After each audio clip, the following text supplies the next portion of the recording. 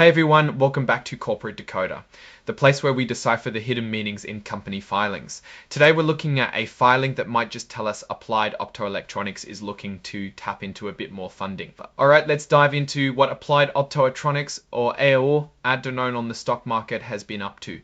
They've just put out a report that details an agreement that could mean they're about to sell a whole lot more of their stock. So, what's the big deal here? On August 27th of 2025, Applied Optoelectronics, or the company as they call themselves here, signed an equity distribution agreement. Think of this as a master agreement with some financial helpers called sales agents to sell their company stock. One of these agents is Raymond James and Associates, and the other is Needham and Company. Now, what does this mean for you and me as investors or observers? It means the company can and likely will sell up to $150 million worth of their common stock. They can do this over time as they see fit through these agents.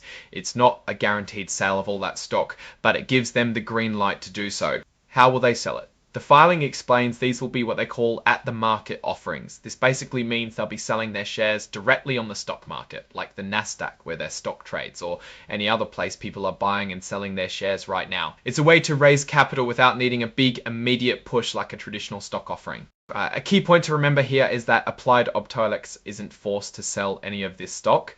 They have the option to stop the sales at any point. This gives them flexibility to react to market conditions or their own changing needs. Now let's talk about the sticky fingers involved, or rather the cost of this deal. The sales agents, Raymond James and Needham, will earn a commission. They get 2% of whatever they manage to sell. So if they sell $1 million worth of stock, they get $20,000. It's pretty standard for this kind of arrangement. Beyond the commission, the company also agreed to cover certain expenses for the sales agents. This includes costs related to registering the stock in different states, which they call blue sky laws, and getting the deal approved by financial regulators. There's a cap on these expenses. They won't be paying more than $10,000 in total for these costs. There's also an interesting clause if the agreement ends under certain circumstances and the company doesn't sell a minimum amount of stock, they might have to pay the agents back for their expenses, including lawyer fees up to a limit of $30,000. It's a bit like a safety net for the agents. To make all this happen, the shares they plan to sell have already been registered with the Securities and Exchange Commission.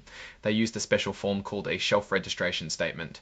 This is like getting a pre-approved permit to sell stock over a period of time, which makes these at-the-market offerings much smoother. Interestingly, the filing also points us to a previous filing from 2016 that includes a common stock specimen. This is essentially a template of what the actual stock certificates look like or would have looked like, which is a bit of a window into the older way of doing things before everything became so digital. And who signed off on all this for Applied Optoelectronics? It was David C. Kirko, who holds a pretty important title, Senior Vice President and Chief Legal Officer. This tells us they've got their legal team fully involved and approving this major financial move. Now let's put on our investor hats and think about what this means. Applied Optoelectronics is a company that operates in a pretty high-tech space, dealing with optical technologies. They're often involved in making components for things like data centers and telecommunications. This kind of agreement to sell more stock usually signals a few things. One possibility is that the company sees great opportunities ahead and needs cash to fund these growth plans. They might be looking to invest more in research and development, expand their manufacturing capabilities, or perhaps make strategic acquisitions. On the flip side, it could also mean they need this funding to manage their day-to-day operations or to pay down existing debt. Without seeing their specific financial statements in this particular filing, it's hard to say definitively why they're doing this. However, the fact that they're going through an at-the-market offering suggests they want to be flexible and not flood the market with stock all at once. They're likely trying to get the best possible price for their shares while also securing funds. From a Warren Buffett perspective, we'd want to know more about the underlying business health. How robust are their sales usually? Are they profitable? What are their competitors doing? And how does Applied Optoelectronics stack up? A stock offering often happens when a company believes its stock price is fairly valued or even undervalued, making it an attractive time to raise capital. However, too many stock sales can dilute the value for existing shareholders. The key risks here would be market reception. If investors are wary, the stock price could drop as they offer more shares. There's also the risk that the funds raised don't translate into actual business growth, or that the company mismanages the new capital. But an opportunity exists if these funds are used wisely to capture a growing market or innovate ahead of competitors.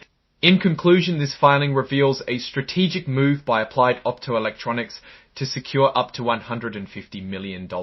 in new funding by issuing more of their stock.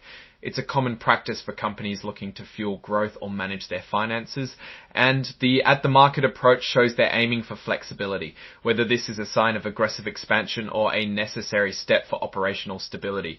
Remains to be seen without deeper financial analysis, but it's definitely a move worth watching for anyone invested in or following the company. Alright, that's our breakdown of Applied Optoelectronics' latest filing. What's your take on these numbers and what they signal for the company's future? Drop your thoughts in the comments. If this analysis was valuable, hitting that like button really helps, and subscribe for more deep dives. Don't forget to check out the Discord in the description. Thanks for watching, see you next time.